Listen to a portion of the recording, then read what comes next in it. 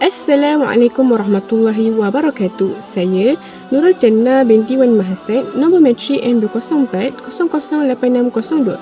Baiklah, dalam video ini, saya dan ahli kumpulan saya yang lain akan mengupas sebuah tajuk iaitu Tarikh Tokoh Ulama Dunia Tahsin Al-Quran. Sebelum melangkah lebih jauh, saya perkenalkan terlebih dahulu ahli kumpulan saya iaitu Nur Saidatul Wardah binti Amil Nurdin, Nur Asfa Ilyana binti Abdul Ghani, Nur Hidayah binti Abdul Wahab, Nur Syuhada binti Suhaimi, Nur Azimah binti Awang Putih, Widat binti Hassan, Nurul Imtiaz binti Fakri dan Ilya Imtiaz binti Muhammad Syaifuddin. Okey, baik. Secara umumnya, Al-Quran merupakan tunjang utama seorang Muslim yang memberi panduan kepada umat manusia selaras dengan wahyu yang diturunkan Allah kepada Nabi Muhammad sallallahu alaihi wasallam. Dengan adanya ilmu tahsin Quran ini, kita sebagai Muslim dapat memperbaiki bacaan Al-Quran dengan lebih baik.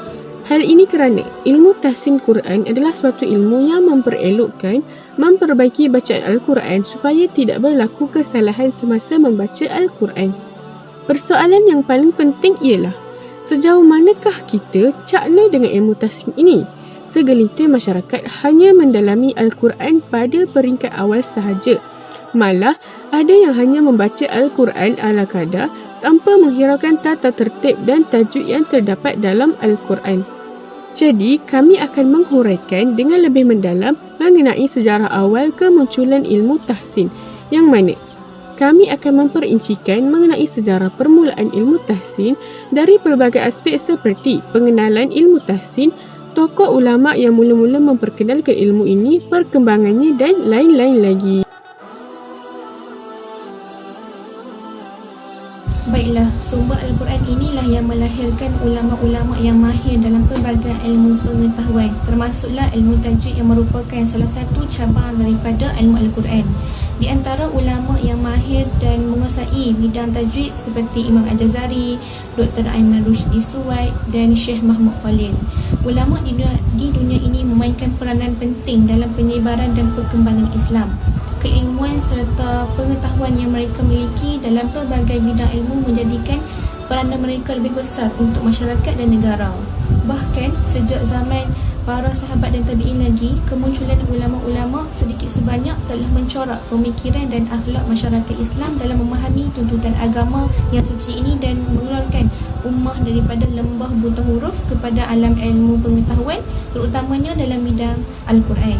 Kesungguhan para ulama yang tidak pernah kenal arti lelah dan jemu telah berjaya melahirkan generasi demi generasi yang celik Al-Quran, bahkan mereka menghafalnya dengan sempurna di bawah bimbingan tunjuk ajar guru-guru yang musyrik ini. Sebab itulah Rasulullah SAW pernah memberikan perumpamaan yang indah berkenaan ulama, sebagaimana sabdanya yang bermaksud, ulama di bumi Allah itu sebenarnya dapatlah diibaratkan seumpama gugusan bintang di langit yang menyuluh dan menerangi kegelapan perjalanan umat manusia di lautan serta di daratan. Sekiranya bintang itu tidak berkelipan, maka umat manusia sudah tentu berada dalam serba kegelapan dan kesesatan yang nyata. Bismillahirrahmanirrahim. Assalamualaikum warahmatullahi wabarakatuh. Pengenalan tokoh-tokoh ulama tahsin Al-Quran. Yang pertama ialah Imam Al-Jazari. Imam Al-Jazari merupakan seorang ulama yang berpengaruh dalam bidang Al-Quran dan qiraat. Beliau mempunyai kelebihan dalam ilmu tajwid. Ramai yang ingin berguru dengan beliau kerana keilmuannya, sehingga beliau digelar Al-Mujawid. Sehingga kini, kitab-kitab beliau menjadi sumber rujukan utama dalam mempelajari ilmu Al-Quran dan qiraat. Nama penuh beliau ialah Abu Khair Syams ad-Din Muhammad bin Muhammad bin Muhammad bin Ali bin Yusuf Al-Umri Al-Dimashqi Al-Shirazi Al-Syafi'i dan dikenali dengan gelaran Ibnu Al-Jazari. Beliau dilahirkan pada Sabtu 25 Ramadan 751 Hijrah bersamaan dengan 30 November tahun 1350 Masihi di Damsyik. Di Damsyik inilah beliau dibesarkan dan menjadi tempat tamat menghafaz Al-Quran. Ibnu Al-Jazari telah menyelesaikan hafalan Al-Qurannya pada usia 13 tahun dan menjadi imam salat pada usia 14 tahun. Guru utamanya dalam bidang Al-Quran adalah Syekh Hasan Al-Sarji yang merupakan guru dari ayah Al-Jazari. Ibnu Al-Jazari telah menuntut ilmu di beberapa tempat seperti Basrah, Kufah, Mesir, Yaman, Hijaz dan Syam. Dengan berkat kesungguhannya, beliau telah berjaya menguasai qiraat yang berbeza daripada 14 orang imam. Selain itu, beliau juga sangat aktif dalam bidang penulisan dan sering mengarang kitab. Sebanyak 78 buah kitabnya yang telah berjaya diterbitkan.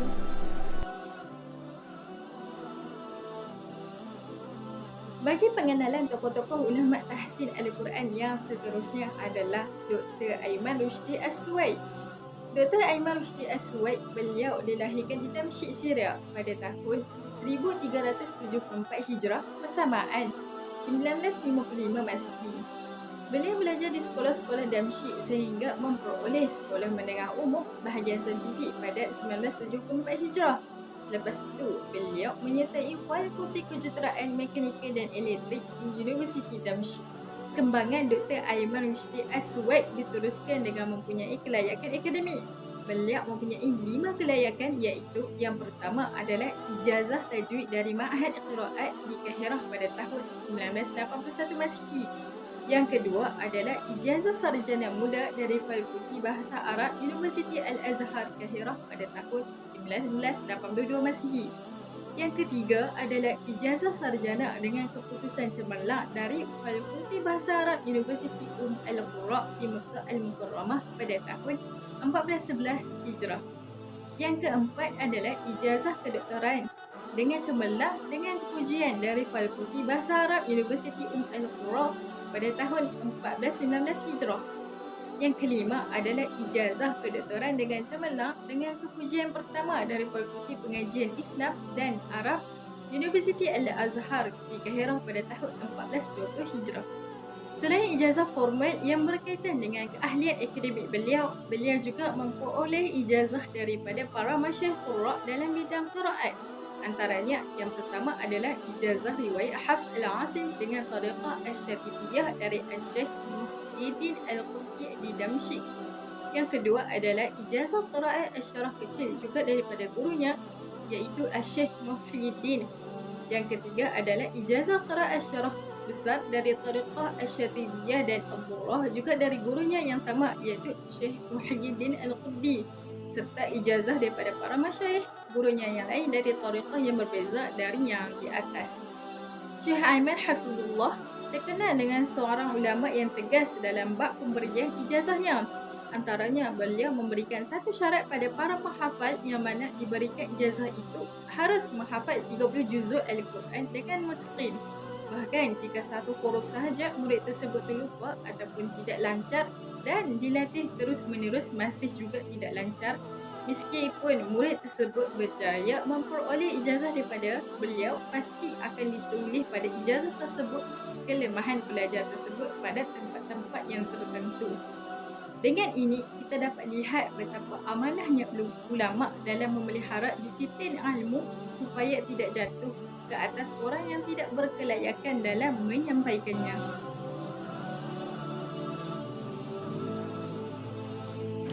Biodatanya bermula dengan nama beliau iaitu Mahmud Ibn Khalid Al-Husairi. Gelaran Al-Husairi merupakan daripada bapaknya iaitu Khalid. Beliau dilahirkan di sebuah perkampungan bernama Subra An-Namlah di daerah Tunta di negeri barat Mesir. Ayahnya berasal dari Al-Fayyum, Mesir. Kemudian, mereka berpindah ke Subra An-Namlah Tunta sebelum anaknya Syekh Mahmud Khalid dilahirkan. Pada umur 4 tahun, beliau telah mula menghafaz Al-Quran dan menyelesaikan 30 juzuk pada umur 8 tahun. Setelah itu, beliau berguru dengan seorang syekh di tempat beliau menuntut ilmu tajwid sebelum memasuki alam persekolahan selama 12 tahun. Permulaan pembelajarannya, beliau bermula pelajarannya di peringkat sekolah di Ma'had Sanawi. Beliau menyambung pengajian seterusnya di peringkat Universiti Al-Azhar Mesir dalam bidang ulum al-qiraat, al-asya al-khubra beserta turuq. Riwayatnya, keseluruhan sanadnya sehingga mendapat sijil pengajian. Syekh Mahmud Khalid Al-Husairi telah berkahwin dengan seorang wanita yang bernama Sayyidah Su'aib binti Muhammad Asy-Syarbini pada tahun 1938 ketika beliau berumur 31 tahun dan dikurniakan 7 orang anak. Syekh Mahmud Khalid Al-Husairi mula menempa nama dalam bidang penyiaran di saluran radio pada tahun 1944 Masihi ketika beliau berumur 27 tahun. Pada tahun 1960 Masihi, Syekh Mahmud Khalid memperoleh satu cadangan untuk melakukan rakaman bacaan ayat-ayat suci Al-Quran dengan bacaan secara murattal. Pada mulanya, beliau hanya merakam bacaan untuk beberapa surah sahaja daripada Al-Quran. Kemudian, bacaan tersebut telah dikemukakan kepada Badan Kementerian Wakaf Mesir dan disukai pihak kementerian. Maka, dicadangkan kepada beliau iaitu membuat rakaman bacaan ayat-ayat Al-Quran sehingga sempurna 30 juzuk. Oleh itu, Syekh Mahmud Khalid Al-Husairi telah menjadi orang pertama di dunia melakukan rakaman bacaan Al-Quran secara lengkap 30 juzuk selama 10 tahun. Akhirnya, beliau berjaya memasukkan rakaman bacaan beliau ke dalam kaset dan piring hitam supaya dapat dijaga dan disebarkan kepada masyarakat seluruh dunia. Seterusnya, kita akan melihat pula perkembangan aliran ulama Al-Quran, iaitu Imam Al-Jazari. Imam Al-Jazari bukan sahaja alim dalam bidang qiraat, bahkan beliau sangat alim dalam beberapa disiplin ilmu yang lain seperti tafsir, hadis, fiqh, usul fiqh, tauhid, tasawuf, nahwu, saraf, balaghah dan lain-lain lagi. Akan tetapi, di antara ilmu-ilmu yang dinyatakan tadi, ternyata beliau lebih alim dalam bidang ilmu hadis. Beliau berguru dengan Al-Imam Al-Isna'i dan Al-Imam Ibn Katsir, sehinggalah beliau diberi keizinan oleh gurunya untuk memberi fatwa dan pengajian pada tahun 774 Hijriah. Sedangkan pada ketika itu, beliau baru berumur 24 tahun dan Al-Imam Ibn Katsir merupakan guru yang pertama memberi ijazah keizinan memberi fatwa kepada beliau. Ibnu Al-Jazari juga merupakan ulama yang mengkayakan perpustakaan Islam dengan penulisan-penulisan yang berharga. Penulisannya meliputi hadis, Al-Quran dan Al-Qiraat. Akan tetapi, bidang qiraat merupakan bidang yang banyak dihasilkan berbanding ilmu-ilmu Islam yang lain.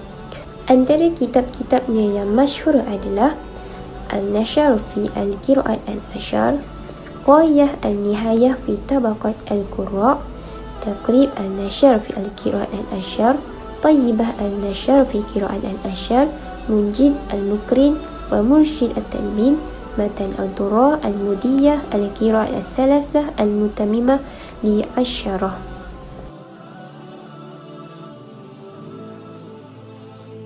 Kemudian, beliau turut mempunyai kelayakan Al-Quran. Yang pertama, beliau memperoleh ijazah dalam Al-Quran dengan riwayat Hafsin an Asim min tariq Syatibiyah wa khatmatu ukhra bil qira'at al-ashri min tariq Syatibiyah wa durrah wa talaqqa manzumat Syatibiyah wa durrah fil qira'at al-ashri daripada qari Syekh Abi Al-Hasan Muhyiddin Al-Kurdi Al-Dimashqi di Damsyik. Yang kedua, ijazah dalam Al-Quran dengan Al-Qira'at Al-Ashri As-Sughra dari Fadilah Hafiz Syekh Muhyiddin Al-Kurdi di Damsyik. Yang ketiga, ijazah dalam Al-Quran dengan Al-Qira'at Al-Ashri Al-Kubra daripada Qari Syekh Ahmad Abdul Aziz Az-Zayed dari Kahirah. Setelah menamatkan pengajiannya, Dr. Aiman Rushdi Suwaid bekerja dalam beberapa pekerjaan. Yang pertama, beliau bekerja sebagai pengawas sesi hafazan Al-Quran di beberapa masjid di Jeddah. Yang kedua, beliau mengadakan kursus latihan untuk meningkatkan taraf guru dalam persatuan. Yang ketiga, beliau juga bekerjasama dengan bahagian wanita persatuan untuk mengajar guru wanita dan meningkatkan tahap mereka dalam ilmu Al-Quran dan penguasaan tilawah melalui rangkaian televisyen. Akhir sekali, beliau turut mempunyai karya ilmiah. Berikut adalah beberapa karyanya.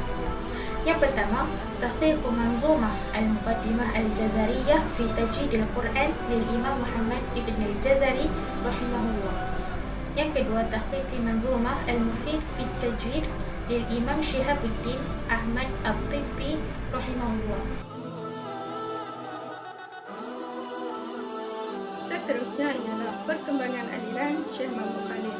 Syekh Mahmud Khalid Al-Husairi mula mencipta nama ketika berusia 27 tahun apabila telah lulus ujian temuduga dalam bidang penyiaran di salah satu saluran radio. Pada hari yang sama, beliau telah memperdengarkan bacaan Al-Quran secara langsung di radio. Beliau juga telah memberi cadangan untuk menghasilkan rakaman bacaan ayat-ayat suci Al-Quran dengan bacaan secara murattal. Beliau hanya merakam bacaan untuk beberapa surau sahaja pada mulanya dan perkara ini telah disuarakan kepada Badan Kementerian Wakaf Mesir. Hasilnya, ianya diterima baik oleh pihak kementerian tersebut dan mereka mengesyorkan agar Syekh Mahmud Khalil meneruskan rakaman bacaan ayat-ayat suci Al-Quran. Pada akhirnya, perkara tersebut memperoleh sambutan yang amat memberangsangkan. Dari situ, tercatatlah sejarah bahawa qari yang pertama menghasilkan rakaman bacaan ayat-ayat suci Al-Quran lengkap 30 juzuk dengan riwayat Hafs An-Asim adalah Syekh Mahmud Khalil Al-Husari, dan dalam tempoh 10 tahun, beliau dapat menghasilkan rakaman dengan pelbagai riwayat bacaan. Beliau juga memiliki tariqah khasah iaitu jalan khas dan mutamayizah iaitu terbaik. Selain mempunyai pengikut yang ramai, khususnya dalam seni bacaan beliau, terutama dalam bacaan talqin. Kesimpulannya ialah untuk digelar sebagai seorang tokoh, ianya bukanlah suatu perkara yang boleh dianggap mudah. Seseorang itu mestilah orang yang berilmu dan dapat menguasai bidang ilmu yang diceburinya itu secara menyeluruh serta mempunyai jati diri yang kuat. Selain tokoh-tokoh yang telah disebutkan tadi, terdapat ramai lagi tokoh ulama dan ilmuwan sunni yang diperakui kebenaran ilmu yang dibawa, seperti Imam Al-Ghazali, Imam Fakhruddin Ar-Razi, Imam Al-Baihaqi dan lain-lain lagi. Justru dengan mengenali dan mencontohi tokoh-tokoh ulama dan ilmuwan Islam ini, kita akan lebih bersemangat dalam mempelajari ilmu agama, kerana menuntut ilmu agama, terutamanya ilmu syariat itu adalah wajib bagi setiap Muslim. Oleh itu, kita sewajarnya mengambil berat tentang ilmu sejarah tokoh ulama tahsin Al-Quran ini, kerana ia merupakan perkara yang amat penting agar kita dapat mencontohi mereka dan menjadikan alunan bacaan ayat suci Al-Quran mereka turun-temurun ke generasi masa kini. Sebagai penutup kata, kami berharap usaha seperti ini dapat memberi manfaat kepada generasi masa kini, khususnya bagi mereka yang bertujuan untuk mempelajari ilmu Al-Quran, memahaminya dan mempraktikkannya dapat diteruskan lagi setelah ia dimulakan oleh ilmuwan-ilmuwan Islam sebelum ini. Akhir sekali, kami juga berharap agar sedikit intipati dari video ini dapat dimanfaatkan serta diperkembangkan lagi oleh masyarakat, terutamanya generasi muda masa kini. Harapan terbesar kami adalah semoga tokoh-tokoh ulama hebat ini mampu dijadikan teladan dalam masyarakat bagi melahirkan masyarakat yang berkemahiran dalam ilmu qiraat dan tahsin Al-Quran. Sekian daripada kami. Wabillahi taufiq wal hidayah. Wassalamualaikum warahmatullahi wabarakatuh.